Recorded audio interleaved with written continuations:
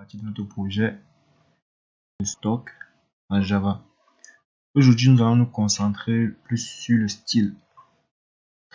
Dans les trois premières parties, nous avons vu comment créer une interface de connexion et faire interagir avec une base de données.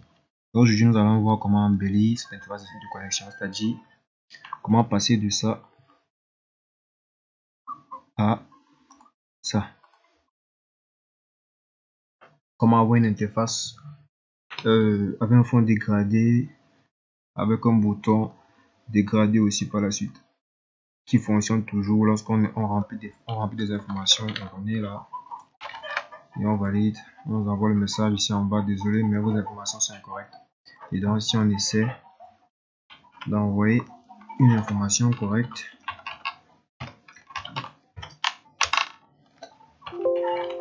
et on valide, on a une information correcte. Ok, sans plus tarder, nous allons commencer. Mais avant de commencer, nous allons devoir télécharger deux outils qui vont nous permettre d'avoir ce rendu. Donc nous venons sur notre navigateur Chrome. Premièrement, nous aurons besoin d'un outil, à savoir une application qui est Icons 8. Donc Icons 8 qu'on va devoir télécharger. Vous tapez ici sur Google Icons 8 et vous venez, vous cherchez le lien softick.com. Vous cliquez sur télécharger. Ok, ça va vous ouvrir un lien comme ça, vous ouvrez le site softick.com et là ça charge un peu. Et là, vous allez venir, vous allez trouver le bouton de télécharger. Cliquez sur télécharger, vous allez voir la version pour Windows. Pour ceux qui ont les systèmes Windows, donc cliquez sur télécharger, vous aurez la version Windows là.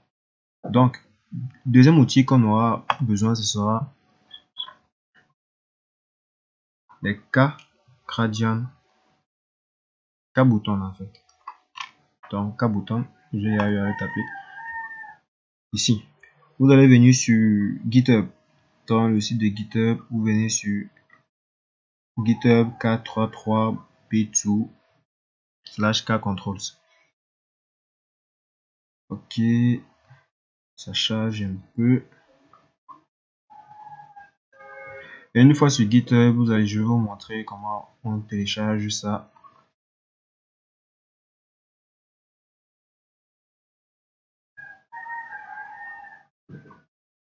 Ok, là vous voyez ça, c'est les différents dossiers du projet. C'est une bibliothèque externe en fait. Donc je clique sur code et enfin je viens sur download zip.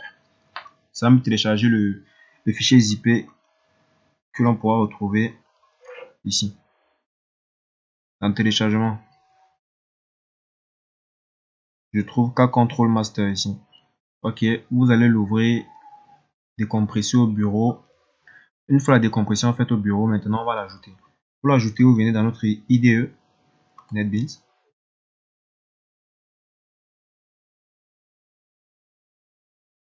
Machine un peu lente, la question de RAM.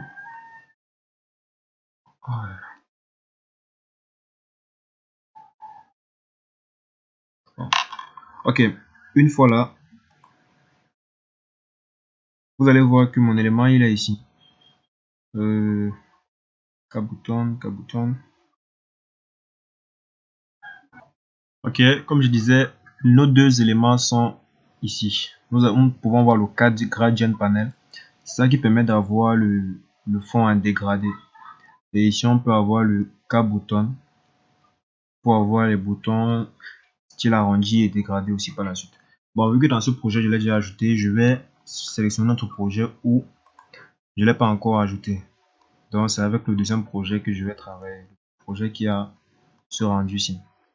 Donc, je vais essayer de le rendre pareil comme le premier. Ok, pour l'introduire, je vais décompresser je vais dérouler mon projet.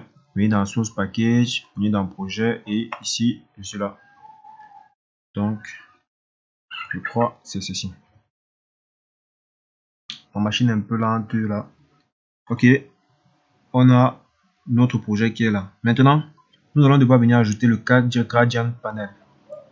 Pour ajouter le KGradian panel, c'est dans Container. Donc je fais un clic droit sur n'importe quel élément ici. Ok. Et je viens sur Palette Manager. Clique là.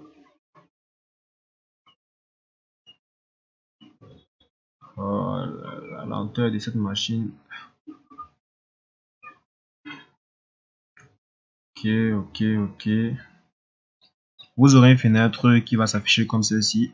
Et là maintenant, on clique sur Add from Jar. Add from Jar. Ça va nous ouvrir cette fenêtre aussi. Bon là, il m'a déjà trouvé mon cas contrôle parce que j'ai déjà eu à l'ajouter dans un projet. Donc, pour ceux qui ont des compresseurs au bureau, venez au bureau, vous cliquez là, vous venez sur cas control master. Vous double-cliquez là, vous venez sur dist. Une fois sur dist, on peut avoir cas control et on fait sur next. Maintenant là, nous avons différents éléments du cas control. On a API, on a component movie until, on a component resize until, utile en fait.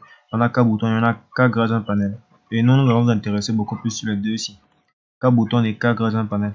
Ok, vu que nous sommes dans container. Dans container, nous allons donc ajouter le cas gradient panel. Moi, je l'ai ajouté ici, mais je ne vais pas le rajouter encore. Vous allez cliquer là, vous allez cliquer sur next et terminer. Vous allez faire pareil pour le contrôle. Vous cliquez sur contrôle, clic droit sur contrôle, palette manager, A2 from jar et vous venez sélectionner plutôt le cas bouton. Vous faites un next et un finish pour terminer. Donc une fois ça fait, vous aurez les différents éléments ici. Pour les boutons, vous aurez un cas bouton et pour les cas diagrammes panel, vous aurez ces deux éléments ici. Ok. Maintenant, comment donc rajouter un dégradé? Je clique simplement sur le cas gradient panel là. Mais avant, je vais d'abord et je glisse justement ma souris là.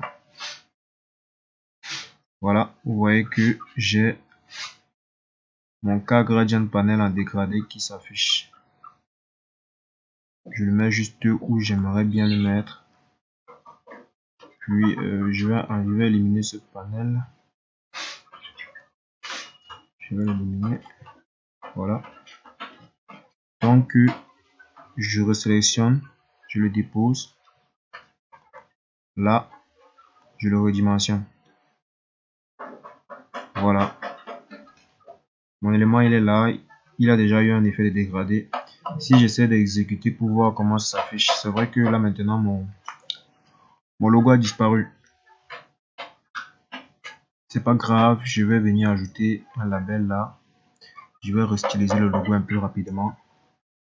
Donc voilà, j'ai juste ajouté mon logo, j'ai changé la couleur. Je vais aussi changer la couleur de ces gens-ci, ces éléments-ci.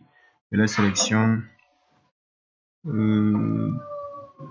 Je ne peux pas changer la couleur de plusieurs éléments à la fois. Donc je vais changer la couleur individuellement. Je clique sur connexion, je viens là. Non, je viens là sur foreground. Foreground, je clique là, je choisis le blanc. Et là. Donc vous ferez pareil pour les autres. Ok, j'ai encore changé la couleur de tous ces autres éléments. Si on essaie d'exécuter un peu pour voir maintenant le nouveau rendu, on exécute là.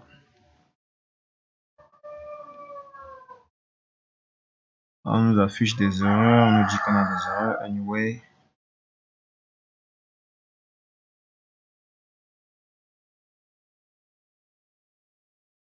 Ok, ok, même avec des erreurs, ça affiche bien. On a ce petit rendu. Voilà. Il est plutôt cool. Hein. Ok, maintenant nous allons rajouter le bouton. Nous allons rajouter le bouton K button. Donc maintenant, on augmente un peu ici. C'est vrai que si on augmente, ça va capter. On vient ici, on cherche, on part dans swing control, on cherche K button. Il est là. On clique sur lui, on dépose. Voilà, on augmente sa taille. Ok. On va changer d'abord son texte. On va mettre ce qu'on était. Ok, on augmente la taille. Foreground. Ok. Voilà, on vient ici sur Font. On va choisir la taille 16. Taille 16. Oui. Ouais, là c'est bon. Ok, on va ici au niveau des formulaires. Les formulaires, on va devoir leur styliser pour qu'ils soient style juste la barre en bas et la couleur blanche doit disparaître. Pour ça, on vient sur les différents formulaires en question. On va arriver à sélectionner les deux. Pour sélectionner les deux, j'appuie sur CTRL. Je clique le premier, ensuite je clique le second. Je fais un clic droit, je m'en vais sur propriétés. Ok, une fois sur les propriétés, donc, je vais aller sur border, attribut border. Ouais, voici ça. Je clique là. Je vais chercher Made Border. Je clique sur Made Border. Et là, nous avons un Insert. Insert, ce sont les différentes bordures qui sont là. Donc ici, on a notre formulaire, notre champ de saisie qui a une bordure de 1. De 4 côtés en fait.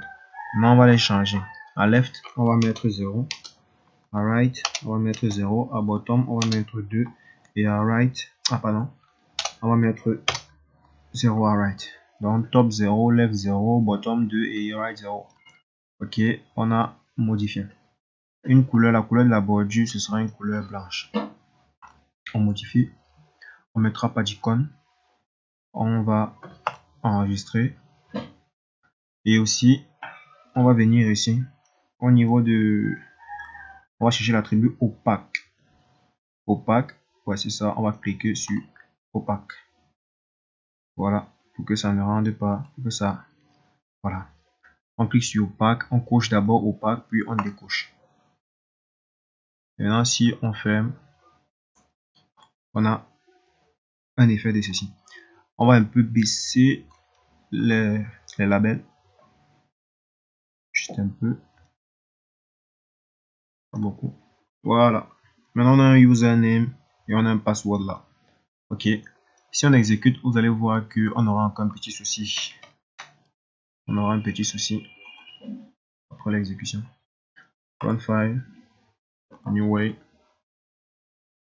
Le souci est que vous voyez, le contenu est là, mais il y a toujours du blanc. On va enlever le blanc qui se trouve là. Pour enlever le blanc, on va venir simplement sur l'élément en question. Ouais. On vient sur l'élément en question, on fait un clic droit, on vient sur Properties, c'est-à-dire propriété. On vient sur Background, on fait un clic sur les trois petits points. Ici, on va sélectionner Custom Code. Ok. Là, maintenant, on va écrire un petit code, c'est-à-dire new java.awt.color. Entre parenthèses, on mettra donc une couleur qui n'est aucune couleur en fait. On enlève les couleurs, là 0,0,0. Et on associe, on enregistre, on ferme, on revient ici, on fait la même chose. Properties, background, custom code, new java.awt.color 0,0,0. Voilà. Ok. Si on revient, on exécute notre projet. Run file. Anyway. On peut avoir le rendu. Voilà. Vous voyez, c'est parfait. C'est nickel. Ok. Maintenant, on va un peu essayer d'arranger ça. On va changer la couleur, changer la taille. Donc ici, on va venir sur là. On va changer la taille. On va mettre la taille à 16. Oui. Et la couleur, le foreground. Foreground, on va mettre ça en blanc. Pareil pour notre élément ici. La taille, on change la taille à 16. 16, ouais. Et le foreground, on le met en blanc aussi. Ok. Alors, nous avons terminé avec l'interface. On va changer maintenant le fond pour que le fond ressemble au fond précédemment fait dans la vidéo. Et on va ajouter une icône. Pour le fond, je clique sur l'élément ici. Donc ça va me cocher ici le K-Gradient Panel 1. Bon, vu que c'est le premier panel que j'ai eu à mettre. Je viens là, je descends, je vais voir les deux couleurs. Au niveau de la première couleur, je vais sélectionner une couleur. En fait, je vais écrire le code d'une couleur. Nous sommes dans le end color, donc je vais mettre le 153,0,255. Donc je vais juste remplacer ici par 153. Ok, si je valide là, vous voyez que c'est un peu changé.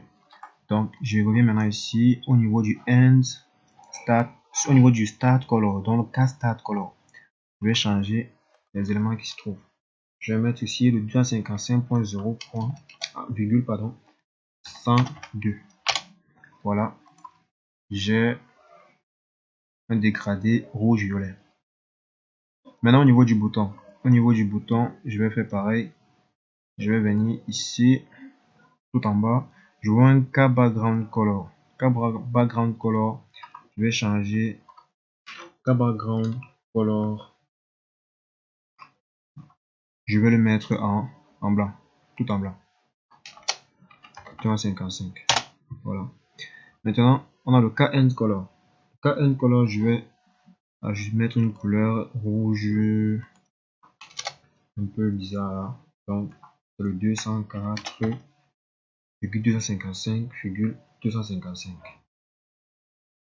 Non, 204,51,255. Voilà. Voilà, ça change un peu. Voilà. Et je vais changer encore, je vais encore venir le changer par la suite. Je viens là, je vais changer au niveau du over, K over end. Le K over end color, ce sera un 204,0,255. Donc la même chose, presque la même chose. 204,0,255. Ok, nous sommes dans le K over. Maintenant, on dit le K over for color. Ce sera du blanc. Donc je vais juste là, je mets juste ma couleur blanche là. Maintenant le K over start color. Le K over start color, je vais mettre aussi du blanc. Voilà. Maintenant le K indicator. En fait le K over start color, je vais mettre le 153. Ouais. 153,51 et 255. Ouais. Voilà. Maintenant, je passe au K Pressed Color. Au niveau du K Pressed Color, ce sera le 204,51,255. Et enfin, le K Select Color. 255,0,0,255. On va laisser comme ça. Le dernier élément qui est le K Start Color. Le K Start Color, ce sera 153,102. Et enfin 255. Voilà. Le bouton, il a changé, il est correct, il est parfait. Ok.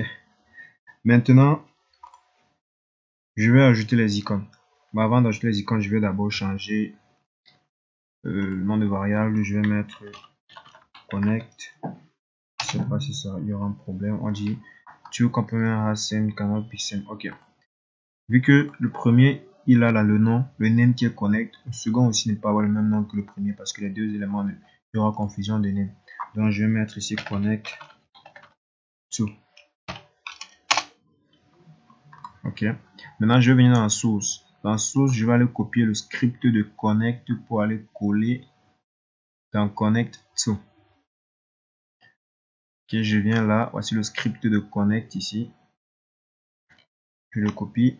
Je m'en vais dans design. Je viens ici et double-clic là.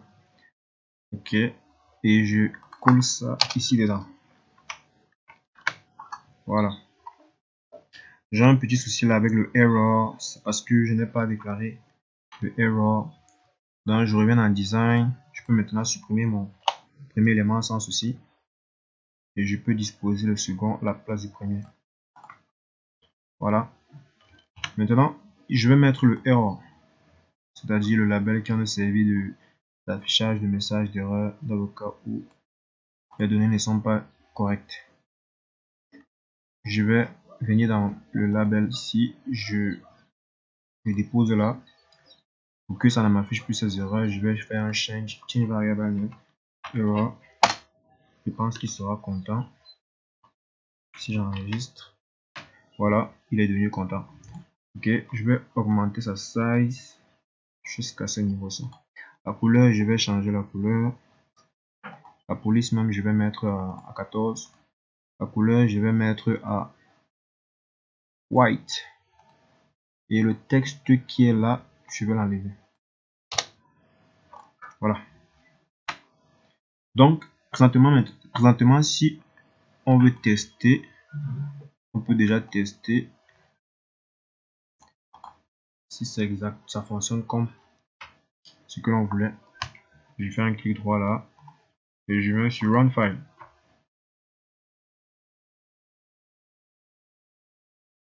Ça compile, ça exécute. Voilà, nous avons notre application qui est correcte là. On remplit des informations, n'importe quoi, se connecter et bam. Désolé, mais vos informations sont incorrectes.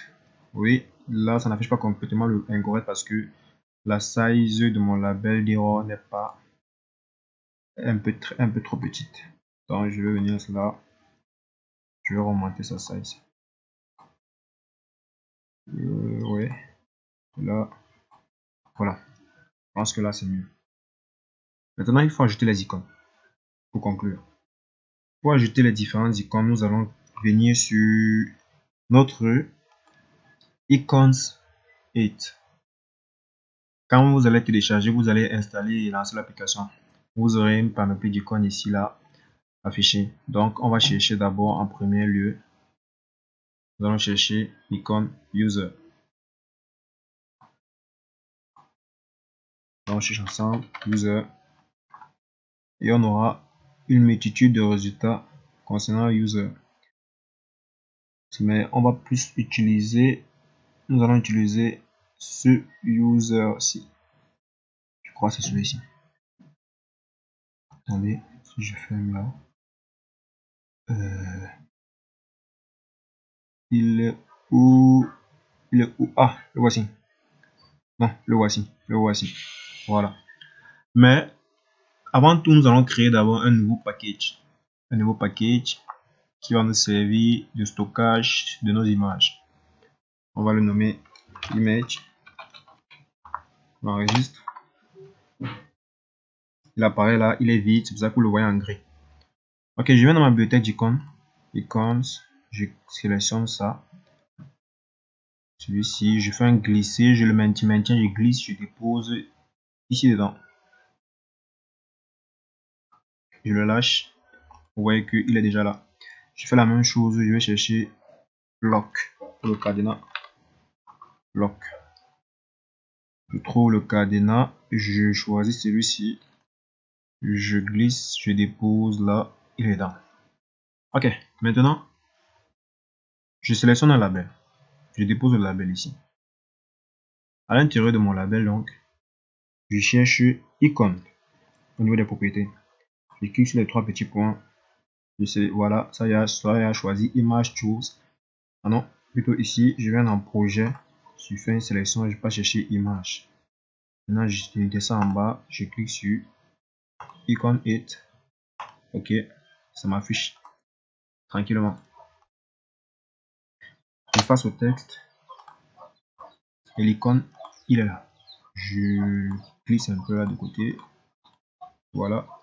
Je vais faire un CTRL-C, CTRL-V pour le copier et je le dépose ici en bas. Puis, je vais changer le nom de l'icône. En fait, je vais changer l'icône. Je viens là, chercher le cadenas, je valide et on est bon. Ok, là, je vais resize un peu ça. Donc, je vais chercher le label qui concerne. Voilà. Je vais le glisser un peu ici en bas. Oh merde. Z, CTRL Z, CTRL Z. Bon. L'élément, il ne veut pas afficher. Il affiche en opaque. Voilà. J'ai l'icône qui est là. Maintenant, je vais dupliquer en faisant CTRL-C, CTRL-V. Je duplique, je dépose ici. Je vais changer dans le nom de l'icône. Je viens sur icône. Je fais un clic sur les trois petits points. Je change là sur le cadenas et je valide. Ok, le cadenas c'est bien affiché. Je redimensionne. Je choisis une bonne position pour le cadenas. Ok, maintenant nos différents éléments sont là. Nous allons les tester. Donc je viens clic droit ici. Je m'en vais sur Run File.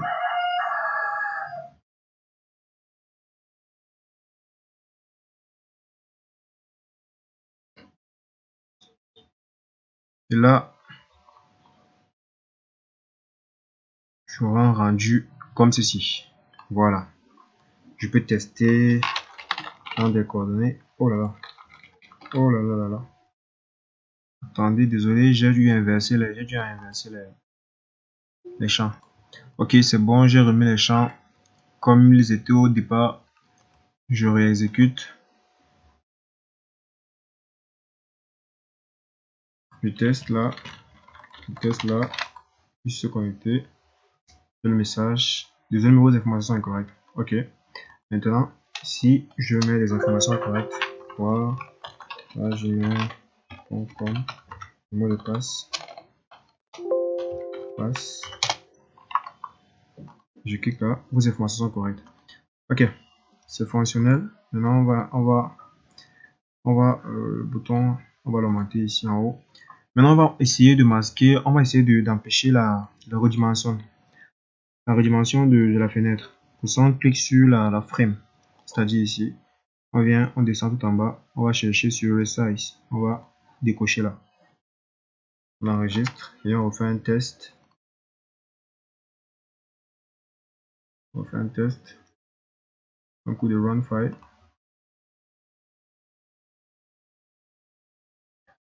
Et si on refait un test là, ok, on ne peut plus redimensionner. Et c'est correct. Ok, merci. Et à la prochaine, on va faire un nouveau tuto sur l'interface principale même de la chose, c'est-à-dire l'interface où on va travailler tout au long. Merci.